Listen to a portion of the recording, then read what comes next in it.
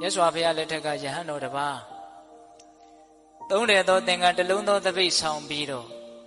တရားနှလုံးကျင့်သုံးမယ်ဆိုပြီးတော့နေရာရှာတာတောဆက်တနေရာရွာနဲ့မနီးမဝေးမှာဂူကြီးတစ်လုံးတွေ့တယ်အဲ့ဒါနဲ့အဲ့ဒီဂူကြီးတဲကိုဝင်ကြည့်တော့ဟာဟန်ရလိုက်တာလေလုံမိုးလုံ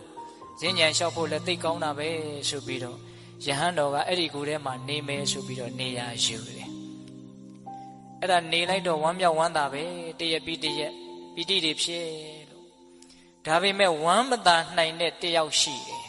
အဲ့ဒါကဘာလဲဆိုတော့အဲ့ဒီဂူကိုစောင့်တဲ့ဂူစောင့်နတ်သမီးကဝမ်းမသာဘူးအစကတော့သူကဒီယဟန်တော်ကတရက်နှစ်ရက်နေမှနဲ့တူပါရဲ့ဆိုပြီးတော့သားလေးသမီးလေးလက်ဆိုတော်တဲ့တစ်ပင်မှာနေတာယဟန်တော်ပြန်မဲ့အချိန်ကိုစောင့်နေတာယဟန်တော်ကသီလရှိတော့သူကအဲ့ဒီဂူထဲမှာမနေနိုင်ဘူး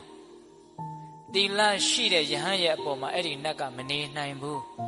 မနေနိုင်တော့သူထွက်ခွာပေးရတယ်ထွက်စီခြင်းလာပြီပြန်စီခြင်းလာပြီတရက်နှစ်ရက်နေမှနဲ့တူပါရဲ့လို့အောက်မေ့နေတာအဲ့ဒါယဟန်တော်ကဒီဝါတွင်တည်းလုံးဒီမှာတရင်သုံးမယ်လို့လဲတန်ဋိဌံချလိုက်ရောအဲ့ဒီနတ်ကလုံးဝမကျေနပ်တော့ဘူးအဲ့ဒီနတ်သမီးကအဲ့ဒါနဲ့ဘာလုပ်လဲဆိုတော့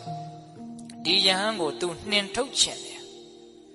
ဒါပေမဲ့ယဟန်ကိုနှင်ထုတ်เสียရလက်ဆုပ်လက်ကင်ပြုတ်เสียရအပြစ်အနာအစာကတခုမှမရှိဘူးဖြစ်နေတယ်တကယ်လို့အဲ့ဒီယဟန်ကသီလထိုက်တဲ့လောက်ပျက်စီးနေမယ်ဆိုရင်အဲ့ဒါကိုထောက်ပြီးတော့အဲ့ဒီယဟန်ကိုဂူထဲကနေအဲ့ဒီနတ်သမီးဟာနှင်ထုတ်ပါဒါပေမဲ့အဲ့ဒီယဟန်ကသီလကအဲ့ဒါလောက်စင်ကြဲနေတယ်သူနှင်ထုတ်လို့မရဘူးဖြစ်နေတယ်အဲ့ဒါနဲ့ယဟန်ကိုသီလပျက်စီးအောင်ဆိုပြီးတော့အကောက်ကြံတယ်အဲ့ဒီနတ်သမီးကဘယ်နဲ့လှုပ်တယ်လဲဆိုတော့အဲ့ဒီယဟန်ဆွမ်းခံတဲ့အိမ်ကကလေးတယောက်ကိုဝင်ပူးတယ်အဲ့ဒီနတ်သမီးကဝင်ပူးတော့ဝူဝါဝါအဲ့ဒါလိုပူးပြီးတော့ရှောက်ပြောနေတော့တခါကြီးတကမာကြီးများကဟာဘာဖြစ်လဲမသိဘူးအဲ့ဒီမှာပူးနေတဲ့အဲ့ဒီနတ်ကပြောတယ်တင်တို့ဆွန်းလောင်းနေတဲ့ဂူထဲမှာတရင်သုံးတဲ့ယဟန်တော်ကြီးကရှိန်ကိုလေးနည်းနည်းလောက်တောင်းပြီးတော့ကျွေးလိုက်ရင်ငါထွက်သွားမယ်အဲ့ဒါဆိုယောဂပြောက်ဟာကျုပ်တို့ကိုးကွယ်တဲ့ဘုန်းကြီးကရှေးကူတဲ့ဘုန်းကြီးမဟုတ်ဘူးဒါကြောင့်မို့လို့ရှိန်ကိုလည်းရှိမှာမဟုတ်ဘူးရှိန်ကိုမရှိရင်ຫນွယ်ကြိုလေးနည်းနည်းလောက်သွားတောင်းကြည့်ဘုန်းကြီးဆိုတာဆေးမကုကောင်းဘူးလေဘုန်းကြီးကိုဆေးဆရာဖြစ်အောင်လုပ်ပြီးတော့သီလပျက်စီးအောင်အကောက်ကျမ်းနေတာအဲ့ဒီနတ်သမီးကအဲ့ဒီလိုပြောတဲ့အခါကျတော့အဲ့ဒီပူးနေတဲ့နတ်သမီးကဘာဆက်ပြောတော့ဆိုတော့အဲ့ဒါလို့ဆိုရင်မြတ်ဖန်ကအဲ့ဒီယဟန်တော်ဆွမ်းခံကြွလာတဲ့အခါ